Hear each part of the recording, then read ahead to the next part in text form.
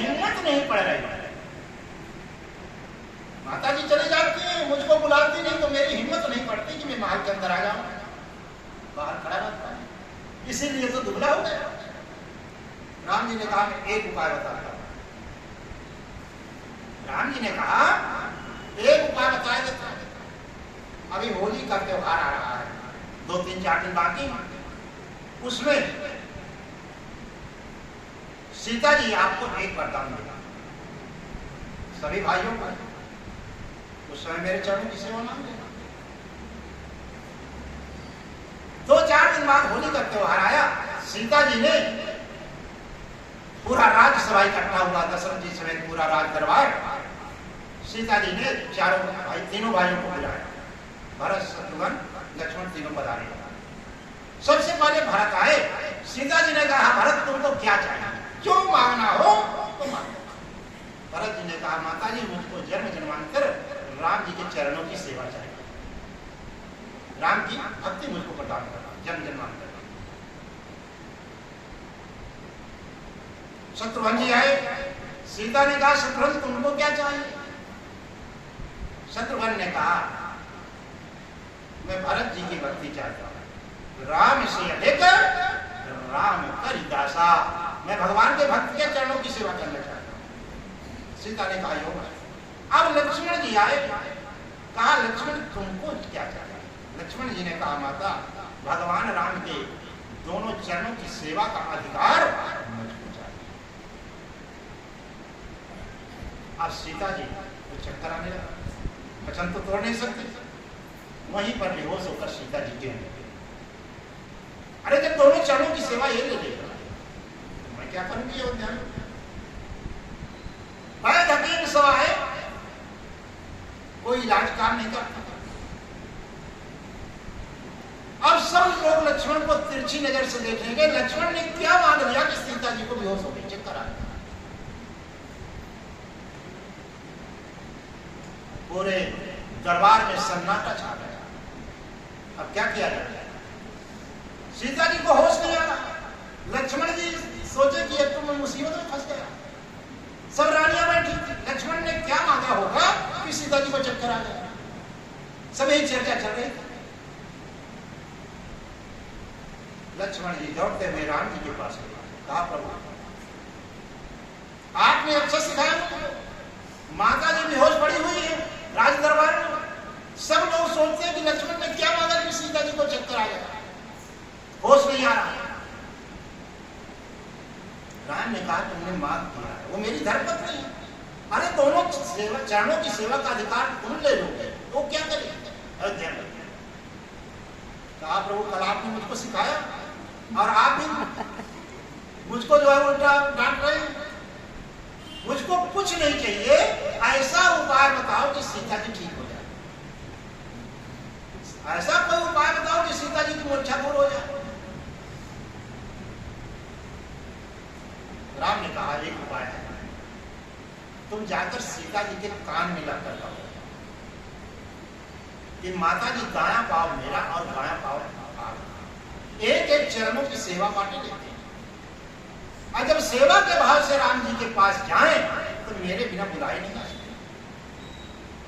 लक्ष्मण जी बेचारे दौड़ते हुए गए, सीता जी के कान में कहा माता जी एक एक चरणों की सेवा बांट लेते हैं, दाया पाव मेरा और बाया पाव आप। और जब सेवा के भाव से राम जी के पास जाए तो मेरे बिना बुलाए आप नहीं जा सकते, मेरे बिना बुलाए नहीं जा सकते। तब जाकर सीता जी की मूर्छा जो वही भगवान राम याद दिला रहे हैं कि अयोध्या में तुमने एक एक चरणों की सेवा के लिए अनर्थ कर दिया था। आज एक भक्त सामने डटा हुआ है, दोनों चरणों की सेवा मांग रहा है कि जब तक दोनों चरण नहीं धो लूंगा गंगा के उस पार कुछ नहीं बोल रहे।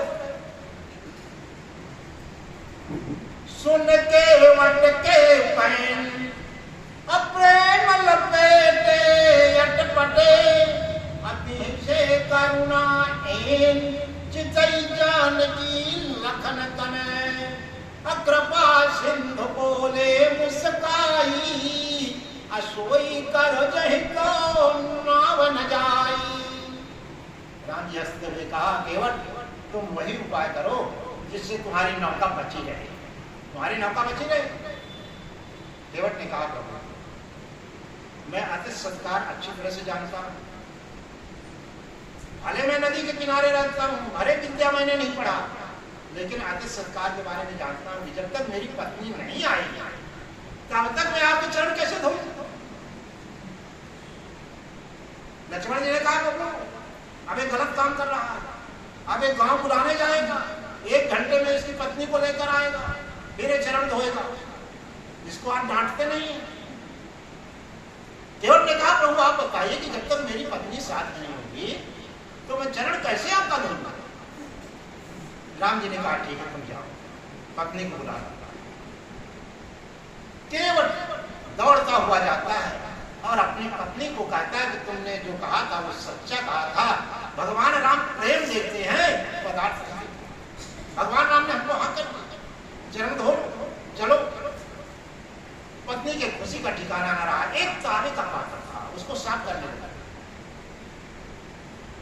केवट ने कहा, तुम क्या कर रही हो, पात्र का प्रबंध तो मैंने कर लिया। पत्नी ने कहा, आज हमारे सोने का पात्र होगा तो सोने के पात्र में भगवान के चरण धोते। केवट ने कहा, देखो मेरे नौका में जो कठौता रहता है उसमें हम चरण धोएंगे। कहा क्यों? कहा भगवान कैकेयी के वचन के अनुसार उदासीन व्रत का पालन कर रही है। जो कोई उदासीन व्रत का पालन करता है उसको कोई पात्र छुआया नहीं जाता, पात्र छुआने से उसका व्रत समाप्त हो जाता है। तो केवट ने कहा, भगवान राम ने हमको चरण धोने के लिए कह दिया तो इसका मतलब हम उनका व्रत ही समाप्त कर देंगे। कहा नहीं, हम काष्ठ में ही धोएंगे, यदि कोई पात्र छुआ देंगे तो उनका व्रत समाप्त हो जाएगा। इस प्रकार से अपने पत्नी को लेकर परिवार वालों को पुकारता हुआ, गांव वालों को पुकारता हुआ, सबको इकट्ठा करता हुआ 1000 आदमी लेकर केवट गंगा के किनारे। लक्ष्मण जी ने देखा है तो फौज लेकर आ गया, तो और मुसीबत हो जाएगी, पूरे नगर को लेकर आ गया। अति आनंद उमग अनुराग चरण सरोज पखारन लागा। अति आनंद उमग अनुराग चरण सरोज पखारन लागा। देव सकल सुर पतहि सिहाही, यही सम पुण्य कुंज पहुनाही।